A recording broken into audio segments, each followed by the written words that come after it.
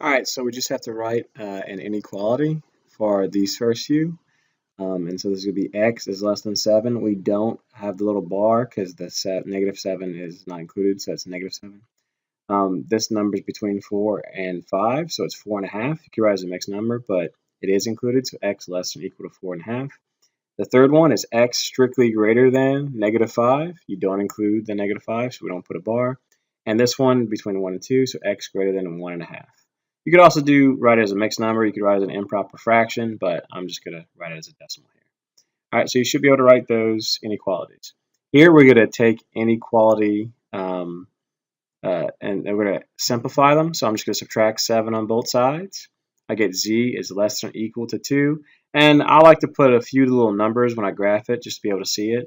Do the same thing here. I could divide by -1/3 to get the x by itself. But instead of doing that, I prefer to just multiply by the reciprocal, which is -3/1.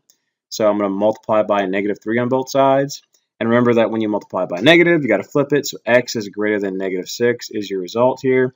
And when you graph that, you just want to shade to the right of 6. Again, I like to put a few other numbers just for reference.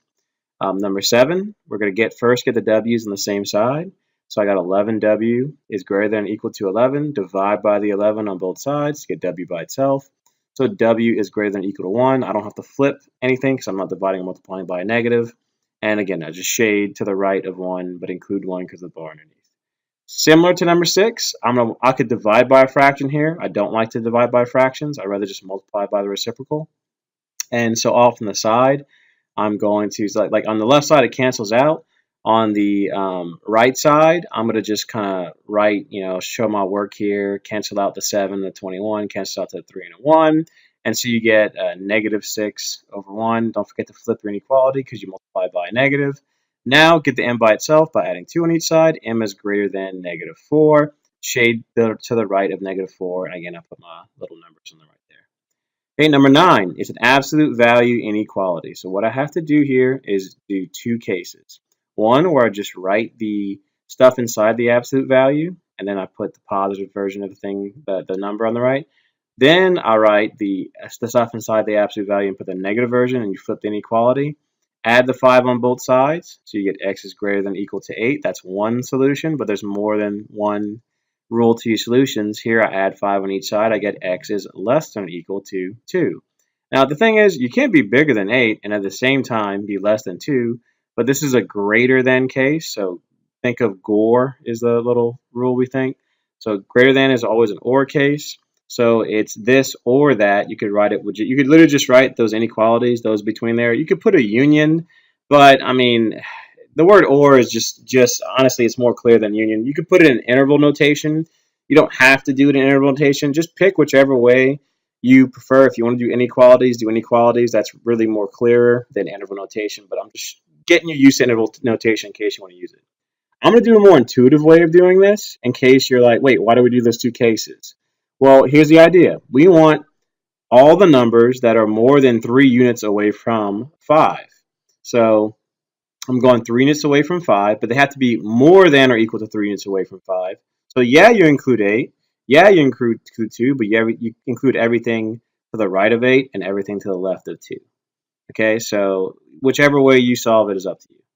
All right, I'm going to isolate the b on this equation. So right here, I'm going to get the b by itself. First, subtract 6, and there's like 3 sides of the equation. You can think of it that way. Then I got to get the negative away from the negative b there.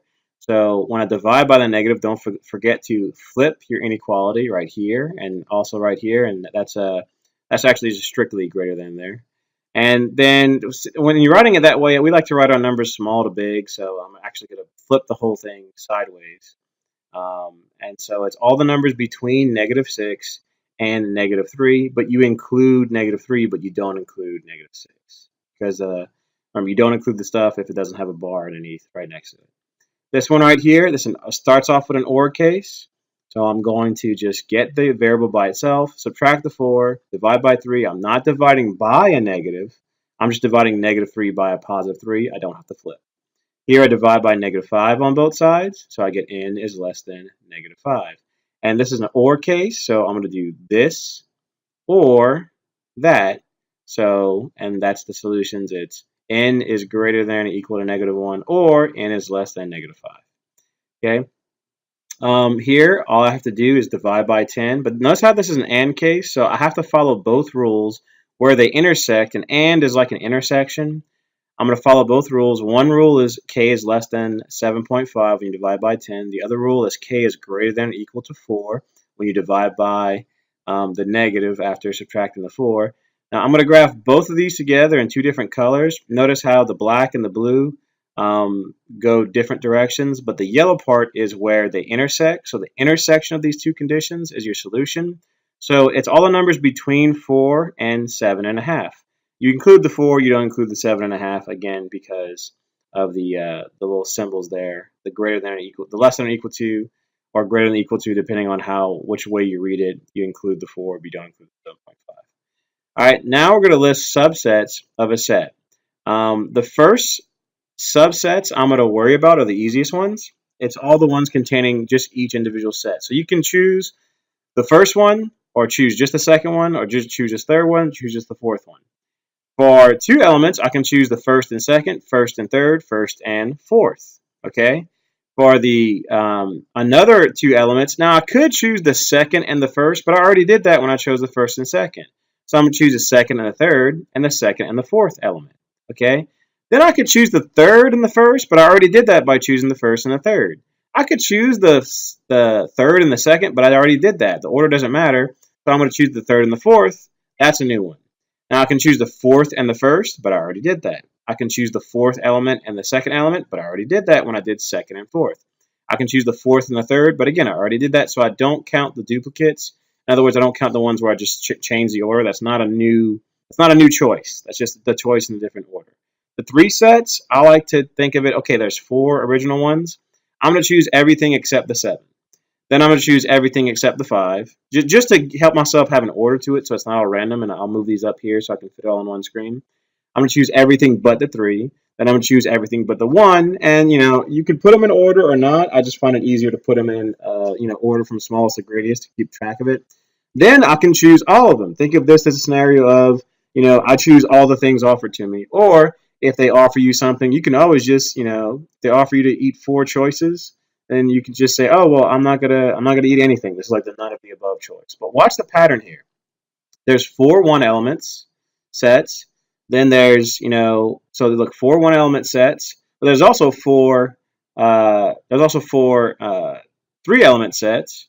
There's one set of 4 elements. Then there's the one set with 0 elements, and there's 6 with 2. So there's a little pattern there, which after this, I'll show you where the pattern comes from. But let's move on to this subset. Again, I'm going to do it in a different order. I'm going to choose all the ones where I can choose nothing, the none of the above. I'm going to choose the 1 elements, so just red, just blue, or just yellow. The 2 elements, red and blue, red and yellow, or blue and yellow. Notice how I'm not doing blue and red because that is red and blue. I'm not doing yellow and red because that is red and yellow. So again, like right here, you can see me eliminating the duplicates.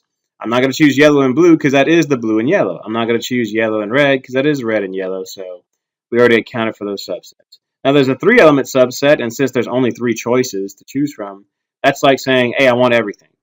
But notice how there's 1 0 element set, there's 3 1 element sets, there's 3 2 element sets, and there's 1 3 element set. If in case you want to know where that comes from, 1 3 3 1, this comes from Pascal's triangle. You don't have to know this. I just thought it was something that's worth knowing. But notice how the other one, notice how these numbers 1 4 6 4 1, that's where those numbers come from. So I'm just going to move on to the next one. So number 15. You could draw out this thing, but it's really not necessary. The idea is that we have a tolerance of, it can be like 5/100ths of an inch off. We want to find the acceptable range. Now, I'm not going to write the inequality till the end because you really don't need to know how to write the inequality to solve this. The idea is you can be 5/100ths of an inch over, so I add it to the width and the length. I could be 5/100ths of an inch under, so I add it to the width and I can subtract it from the width and the length. And so this gives you your range of values. So notice how the inches right there, long, like that's the L value. So I'm gonna call the ones with the 18 something, that's gonna be my L values. The ones with the 36-ish, that's gonna be my W value. So I can be between 36.7 and 36.8 and make the customer happy. Or I can be, for the length, I can be between 18.5 and 18.6.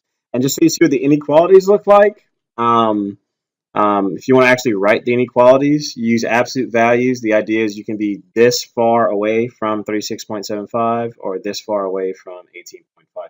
Either one works. That's the end of part 1.